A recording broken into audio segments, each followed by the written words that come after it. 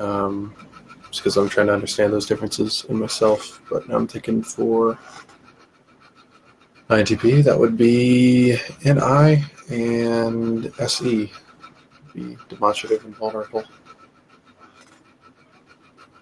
That was interesting reading about it, because it was like, I was reading on wikisocion.org about the demonstrative function, and they sort of have it labeled as, like, is a sort of function that you'll use sometimes to, like, prove that you don't need to use it. Like, almost like you'll utilize that function as an argument for why you should be using your creative function. I have to go check something, but Oh, okay.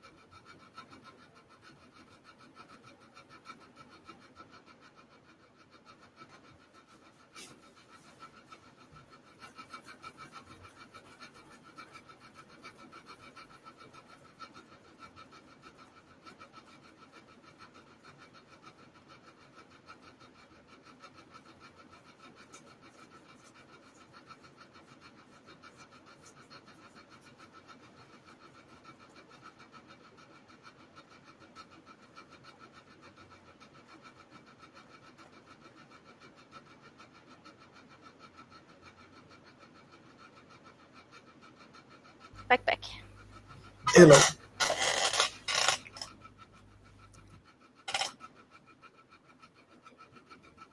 What was the last thing you said before I took my headset off? Oh, shoot. Can't remember. There was some comparison, INTP, INFJ, I think.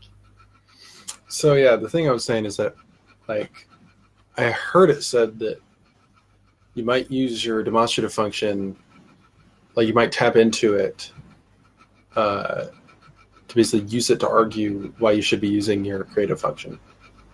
So, like, an INTP might utilize NI or reference NI and their knowledge of it in support of why NE should be used instead. Maybe. I thought that was interesting. I don't know if that resonated with you at all, because I feel like no. I know what you mean. Okay.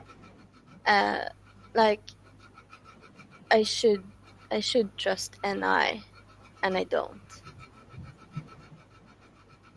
But still, I sometimes trusted it anyway because of reasons.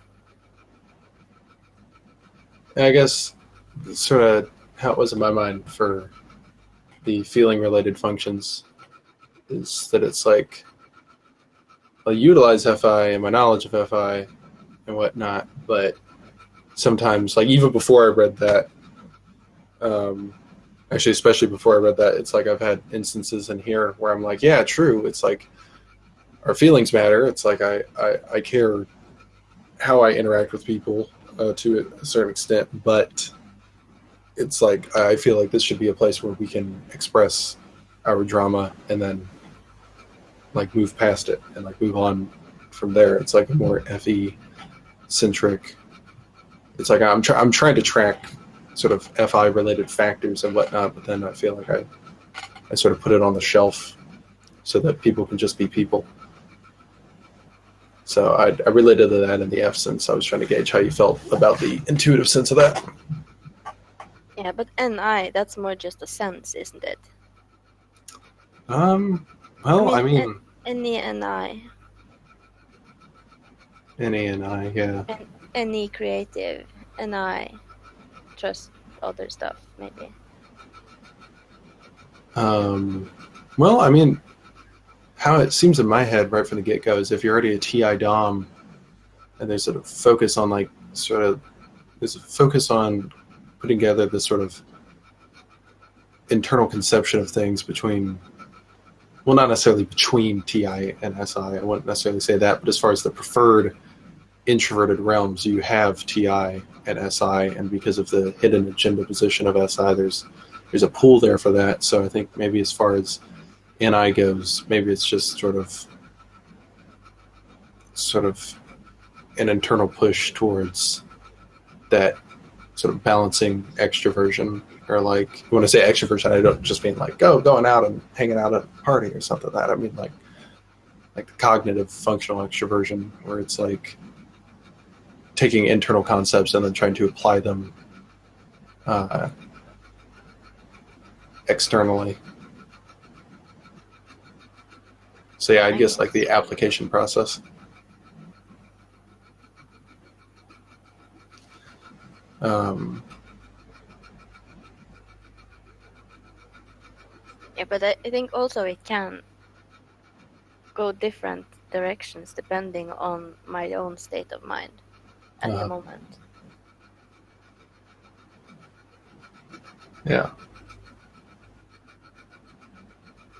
So I feel like with the feeling related stuff, I'll talk about my feelings a lot, or I'll talk about, um, you know, sort of human interaction and what sort of human interaction looks like, but I'll still find that sort of FE pool or like desire there where it's like, well, just get emotions going in the room and let's just see. Like let's just like it's more like TE, but it's like emotionally empirical. It's like But let's you want to see it play out or something. yeah, that sort of thing, but not just play out, play with it. Apart from internal judgment, like not only let's be a participant, let's be an actual, you know, force. And I think the reason why force pops into my head is part of that SE seeking, like that desire to be volitional, but Oh, then applying it towards that. So I guess for any creative, I don't know how you I feel see. about. I see that in MBTI, NI is called the critical parent for me. And that's funny because I just said that I know that I should. So that kind of fit pretty well. No, I should trust it, but a lot of the time choose not to Uh-huh. because it's the critical parent. Yeah, yeah. I think I do that with. Actually, I think I do that quite fucking a lot with feeling oriented stuff. I've avoided getting into stuff and just seeing or just testing or experimenting or just living in some cases, uh, because I'm sort of afraid of the interpersonal fallout.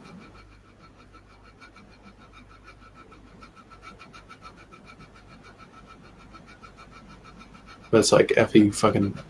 It doesn't need interpersonal fallout, but the fear of interpersonal fallout prohibits fulfilling interaction.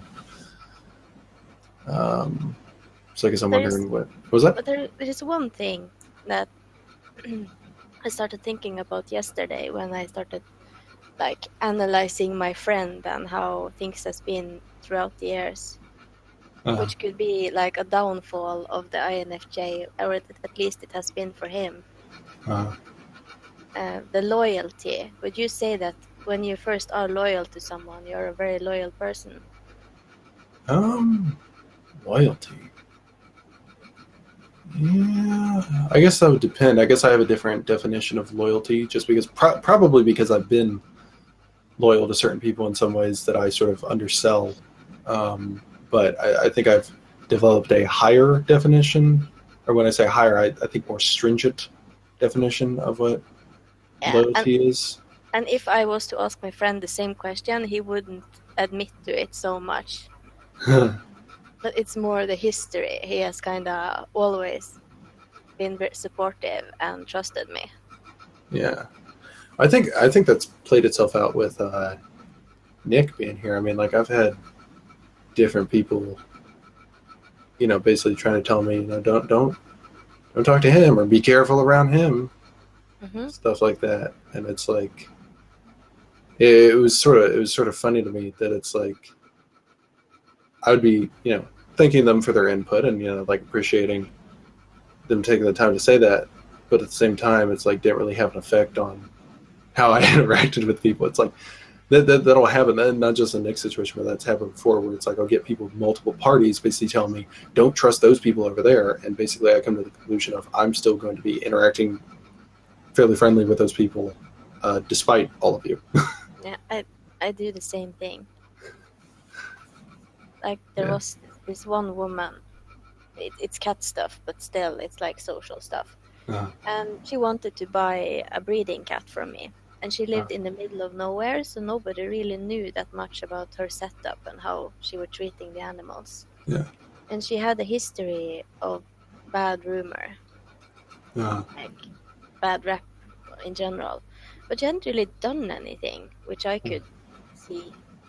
But people were like, don't trust her, don't talk to her, stay away from her. Based on what? Not much. Assumptions. And I pretty much talked to her and asked her the questions directly about the things people had said, and she gave me answers that made sense to me, and I sold her the cat. And she's very crude on the outside, but she's a very sweet person when you get to know her. And I just gave her a chance when others were advising me against it strongly. Right. So people can be wrong. Yeah. Giving someone a bad rep based on little to nothing.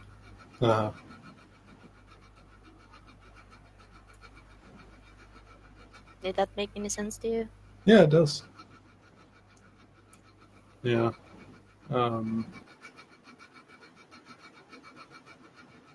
I notice I don't typically try to interact with people based on like some sort of protocol or like standard, just because my own internal standards are very non-existent. It's not that I don't care. I might care very strongly, but that can change. It's like I'm trying to think.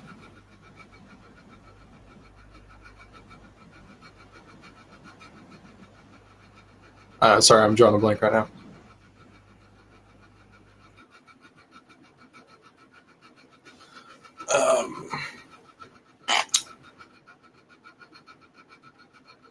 Yeah, I totally fucking forgot what I was talking about.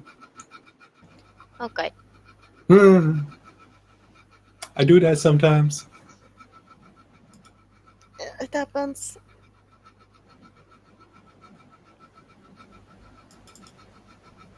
I think it's a funny part of just cognitive stuff. It's like introverted. I like hanging out in the introverted places. When I mean introverted places, I mean, within my mind. I like hanging out in there doing stuff, but when I'm conversing with people, I can't just drift from one thought to another when I'm in conversation. It's like if I'm trying to stick to a topic, can't just go drifting, but at the same time, in conversation, need more feedback. So my monologues, they work against me. That's what I'm trying to say. Yeah, I'm not bothered by that at all, so don't worry about it. Okay. And TI is can be very slow also.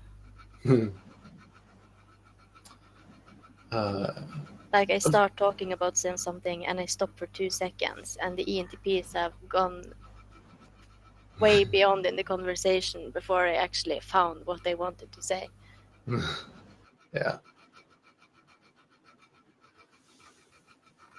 Yeah, I've totally missed the opportunity to say certain things because I've waited for someone else to finish talking. Yeah, and the topic has changed in meantime. Yeah. I think that's part of what compelled me to get faster was earlier on in my life.